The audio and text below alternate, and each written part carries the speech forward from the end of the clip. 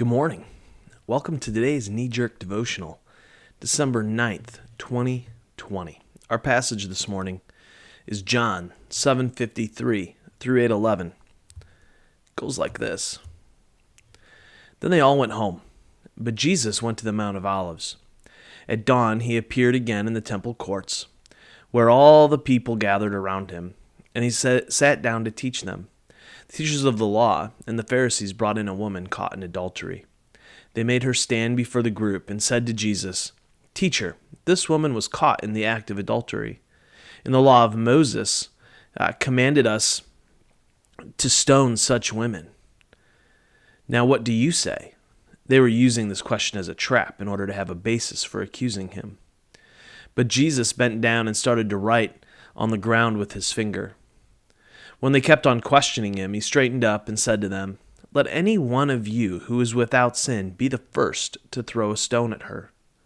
Again he stooped down and wrote on the ground. At this, those who heard began to go away one at a time, the older ones first, until only Jesus was left with the woman still standing there. Jesus straightened up and asked her, "Woman, where are they? Has no one condemned you?" "No one, sir," she said. "Then neither do I condemn you," Jesus declared. "Go now and leave your life of sin." "Then neither do I condemn you. Go now and leave your life of sin." Often, when I talk with people about neighbor love and enemy love, the question comes up. The same question. The question. If I'm supposed to love people, then how do I tell them that they're wrong? There's always some formulation of this question in every conversation about loving well. Always. We love retribution and judgment and condemnation of those people. The other question that almost always comes up in conversations I have with people about the Bible is questions about why were certain books left out of the Bible? You know, manuscripts that we have found over the years, that kind of thing. Now, usually I talk about the process a bit and also how there's a qualitative difference between the texts. This part of the Bible, John 7:53 through 8:11, is in italics in almost all of your Bibles, or it will have brackets around it. Why? Because scholars are pretty sure that it was not in the original manuscript of John. But the church has chosen to leave it in because it is qualitatively worth keeping in the text, and it tracks with the subversive, gracious love of Jesus. This little story brings together two questions that I get most often in my ministry. The subversive, gracious love of Jesus is one that meets people exactly where they are at. Jesus met the woman where she was. Consider the scene. The religious leaders of the day brought to him a woman that they had snatched out of the bed of a man with whom she was sleeping. Best guess, she had a sheet around her, but probably not fully clothed. They only brought the woman and not the man. Remember, it takes two to tango. So what does Jesus do? He meets all of them with subversive, gracious love. "Let any of you who is without sin be the first to throw a stone at her."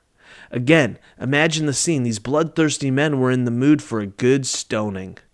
They were met not with the Jesus who cleansed the temple courtyard, but with a quiet teacher kneeling in the dirt and writing. What was he writing? Nobody will ever know. But his words stopped them cold. What happens next? The oldest leave, right down to the youngest. The reality is that none of us are without sin. We are all infected with sin sickness. That sin sickness can't be healed apart from a subversive, gracious love. Jesus stood up. My guess, in that moment, he stood to look at her square in the face.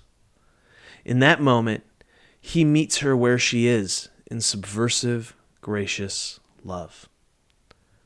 then neither do I condemn you. Go now and leave your life of sin. He didn't need to tell her that she was doing wrong. She needed to know that she wasn't condemned and that she was free to live. And then he called her to change. This is what it looks like to practice a subversive, gracious love. It is to meet people where they are and then invite them to change. The change is to invite them into the best version of themselves, to flourish as human beings. This is what Jesus wanted for her. There was an authenticity to it. There was a loving kindness to it. There was no condemnation in it. There was simply an invitation to live differently. Subversive, gracious love is strong, valiant, and authentic. It is also tender, meek, and kind. Subversive, gracious love moves beyond the dualism of condemnation to transformation. My friends, let us love like Jesus. Let us be a people who practice subversive, gracious love. Till tomorrow, love well, my friends.